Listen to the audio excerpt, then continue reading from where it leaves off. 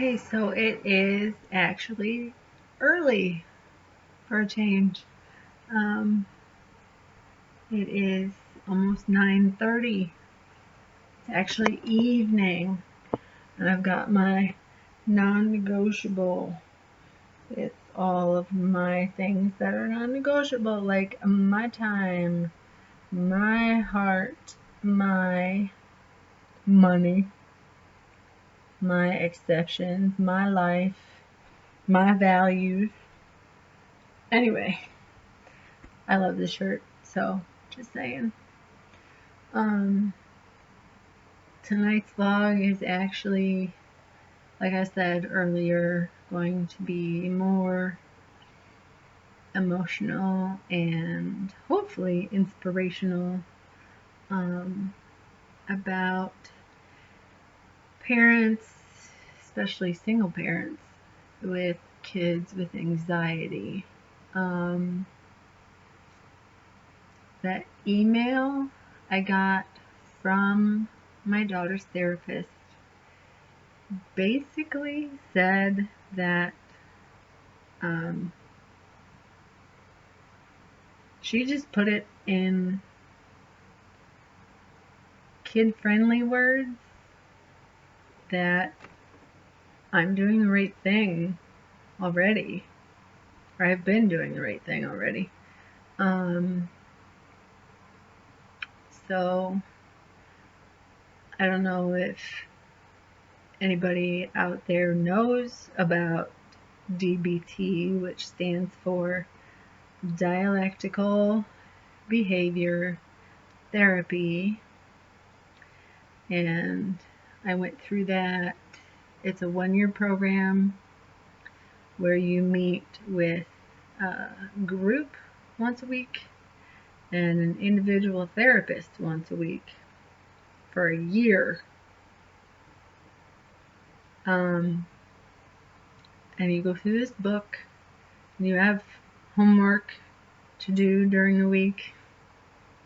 Sounds annoying, but actually, it's totally worth it. Changed my life.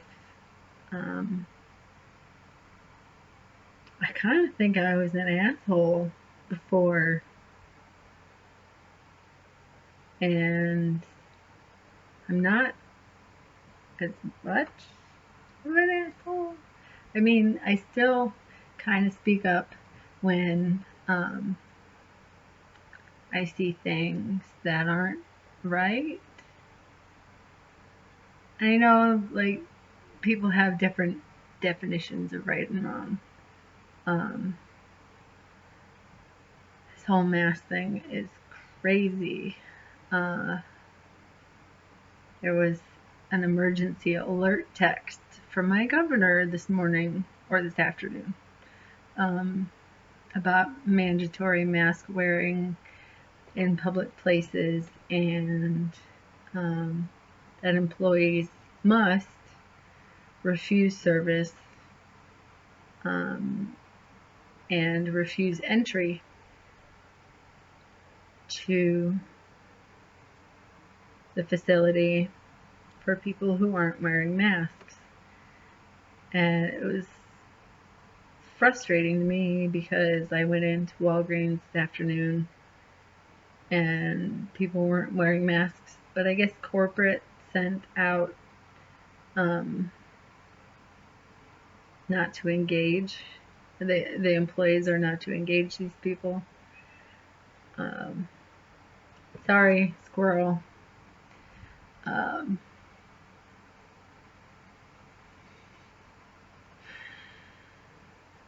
Anyway, kids with anxiety and DBT. My experience with DBT actually started in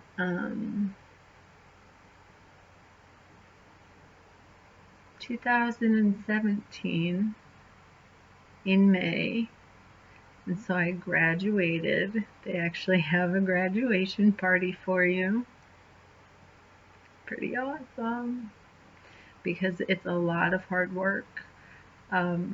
There are 5 modules, and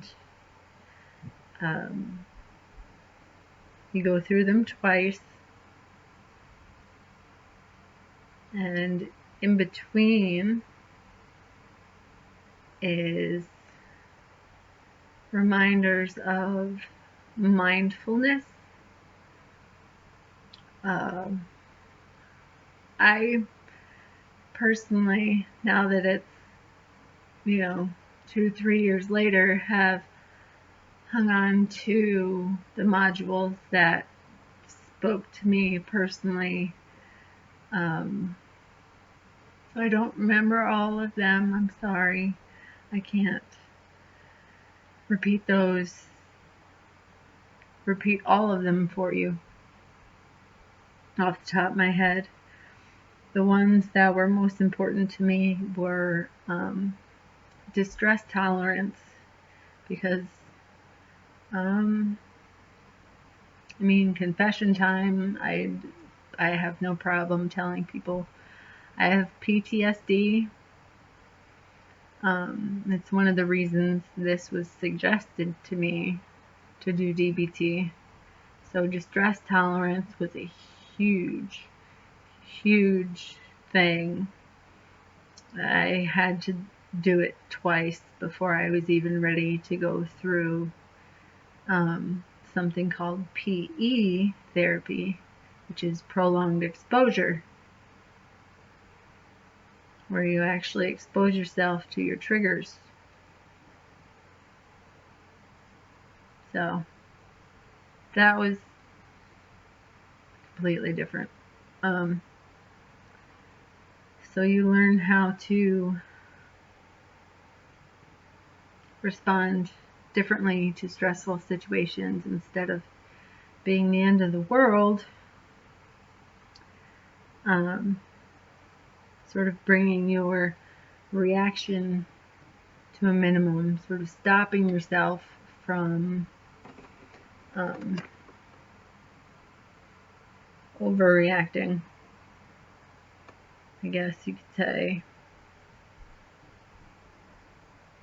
And this is where some of the skills that I learned within that module help with my daughter's anxiety. And there was a night, and she was here last, that I was just having a horrible moment, because we had just come home from the grocery store. And I say grocery store, but it's like, for those of you in the Midwest, you know Meijer. For those of you elsewhere, you know Kroger or Fred Meyer. And for those of you who shop at Walmart, for you, it's the same kind of place. It has clothing as well as food, electronics, all that stuff. No, not a superstore, but I like it better than corporate BS. So that's just my 2 cents. Anyway, going out in public makes me anxious because people don't wear their masks. And I hate leaving my house.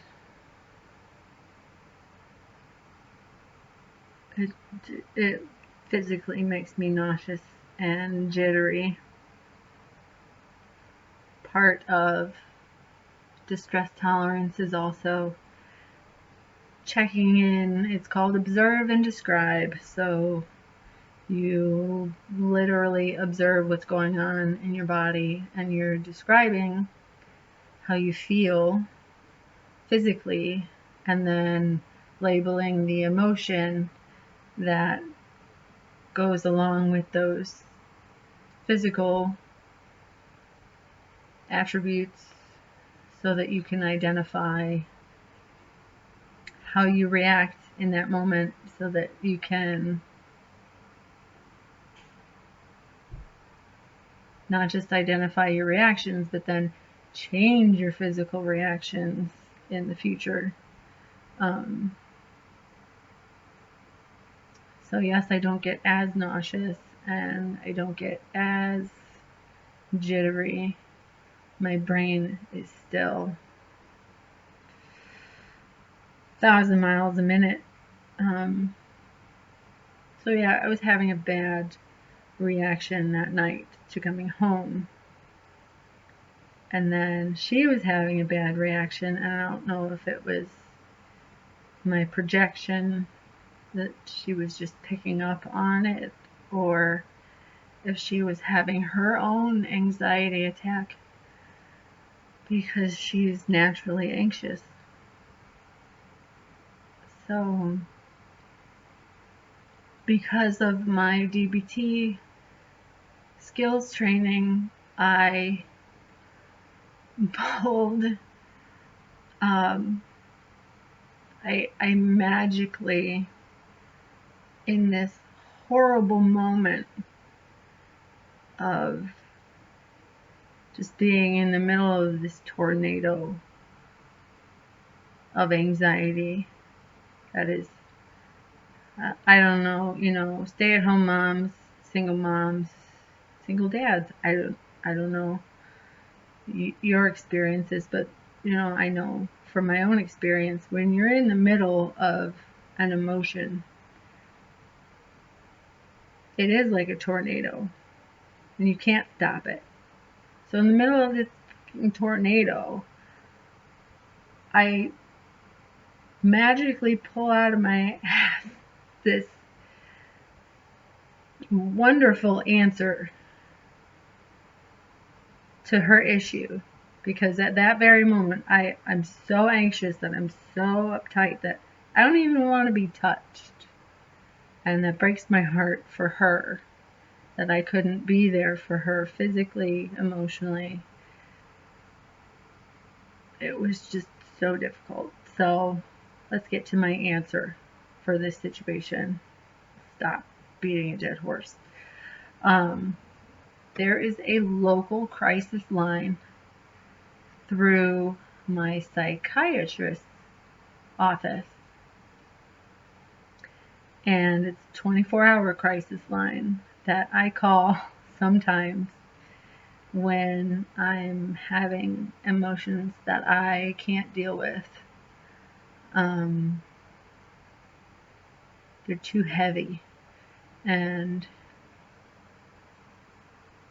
so I dialed that number and I handed her the phone, and I couldn't believe that I thought of that, but in that moment I couldn't do anything. So when I'm in crisis, I call the number. She was in crisis. I couldn't help. So I hand her the phone, and this person tells them who they are, and she gets freaked out, because it's a stranger. She doesn't know what she's doing, so she hands the phone back, and she's like, "Do you mind kind of just telling them?" So I say, I say who I am, what's going on. Can you explain your job to her? Blah, blah, blah. Hand the phone off. She talks to this stranger for over 20 minutes. And shares her feelings with this stranger. And I was so proud. I was in awe of just how quickly she took to the process. I mean, she's under 10, and she just naturally trusted my judgment, trusted the person on the other line. They had some suggestions. She picked one. When she hung up, she gave me the phone back, told me the one that she picked out. I was really proud. I was so proud. Because another part of distress tolerance is called a self-soothe kit.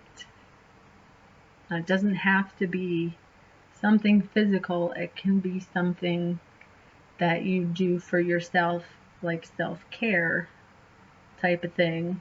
You know, part of my self-soothe kit is to watch Bob Ross paint and just zone out and watch him paint. It's just, yeah. So, she just picked one of the things that this stranger suggested. She did it. She came back to me and said, I feel so much better. I still feel a little nauseous, but I don't feel as bad. And I'm really happy that I did that. And it was like, not only did it blow my mind, but I think, you know, just the experience for her, it opened her eyes. And we were going to talk about self-soothe kit the next day, but her dad drives me nuts. And that was the day that he came and picked her up, because apparently during the phone call of hearing that she was feeling nauseous, I knew what it was. I knew it was anxiety. I was there for the phone call. I was there for her, to watch her take advice from a crisis counselor.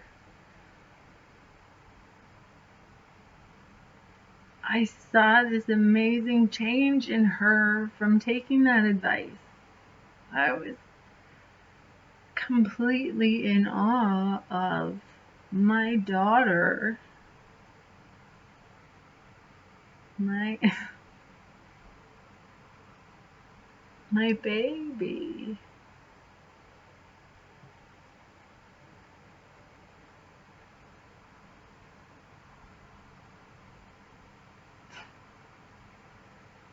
Sorry.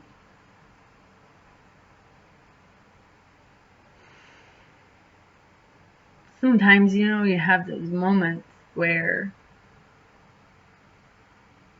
in one instant you can see them just like instantly grow up in one single situation.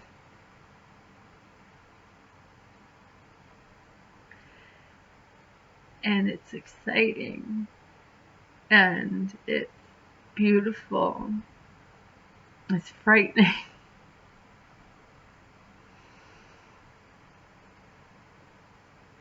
And I'm proud of her. I'm proud that I got to be a part of it.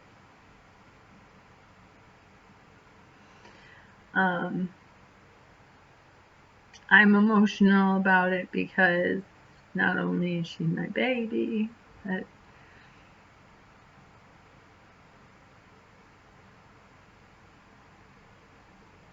you know, she's young, but she's figuring it out, you know, and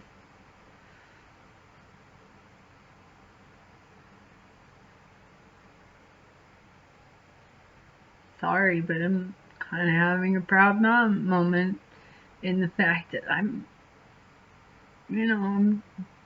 doing a good job. My kids are pretty awesome. And I think it's okay to take time to not only sit back in awe of our children and their personal growth, you can also sit back and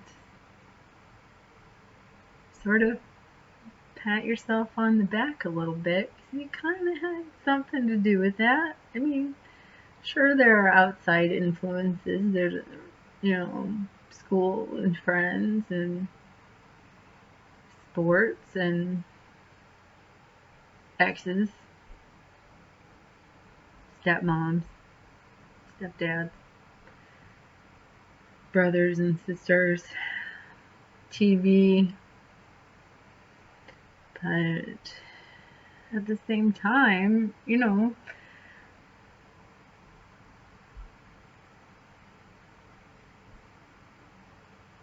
kind of made that happen,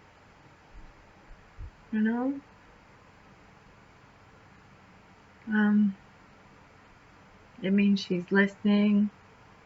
It means she's open-minded. I think I had a lot to do with that part, because her dad is just kind of, I'm sure a lot of people have heard the term emotionally constipated. That is how I would describe her father.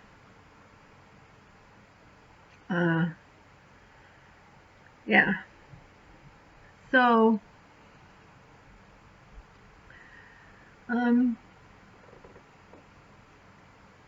also, on a note about a baby, just a quick note, because she's awesome too in a different way. We had a good day today. She was very, very not necessarily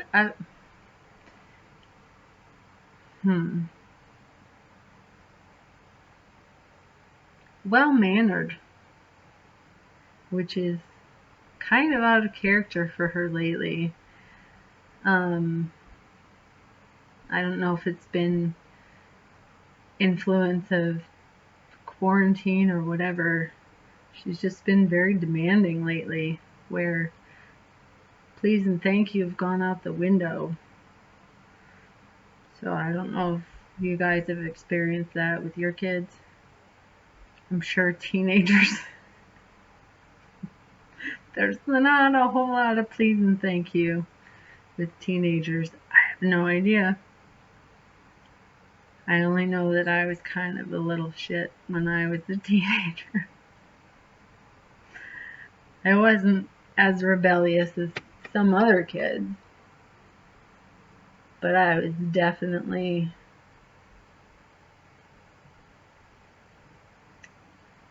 I enjoyed pissing off my dad,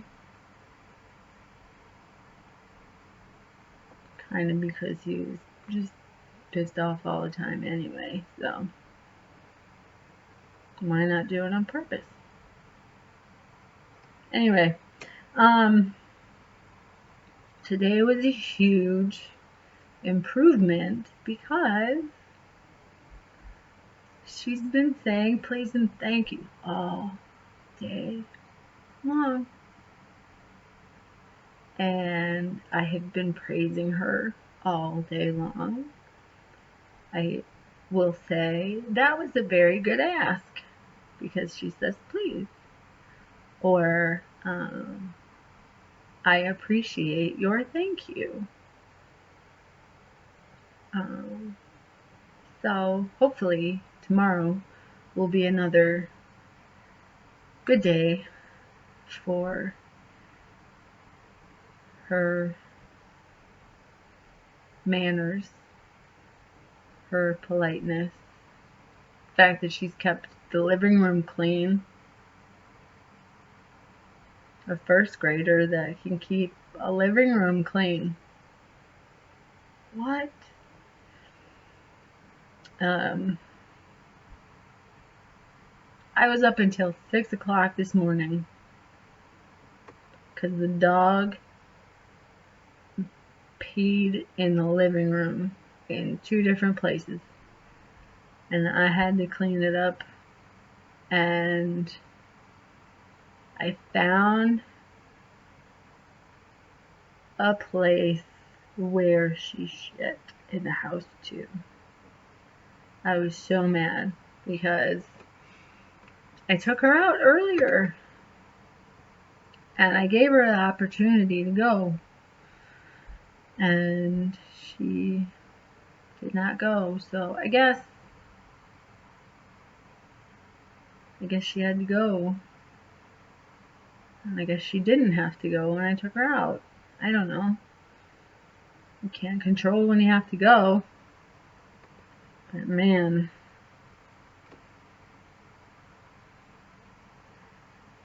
getting to sleep at 6 a.m. is no joke, no fun, which is why I'm doing this early so that I can get to bed early. So I'm going to end here because I just want to reiterate that today was a good day.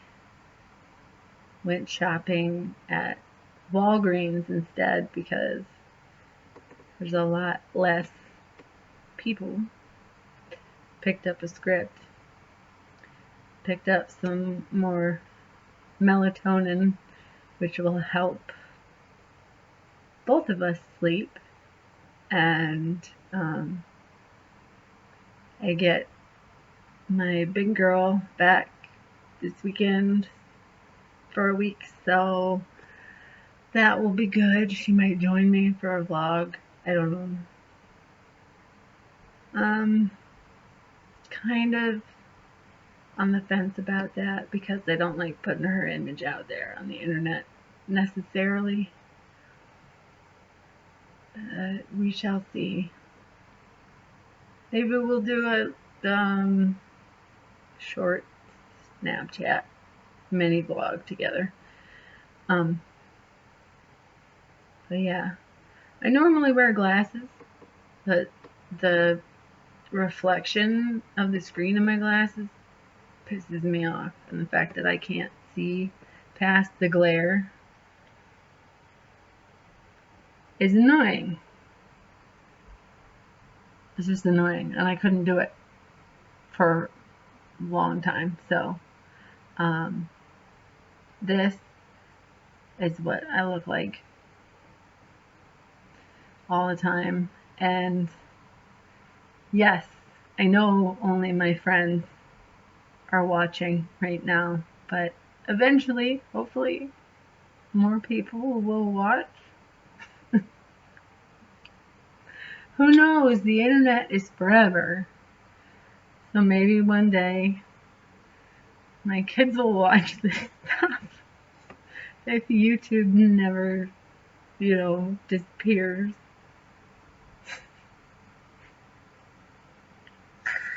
I know. I'm nobody. And I'm hiding in the corner of YouTube somewhere, just doing a stupid journal that's helping me more than anybody else. But I don't know. It's fun. It's fun. And therapeutic, cathartic, whatever the source word you want to use. Yeah, it was a good day. Got a lot done, including this. So, good night. and Godspeed. I'm a nerd, so fingers crossed, no crash before I save this. Okay.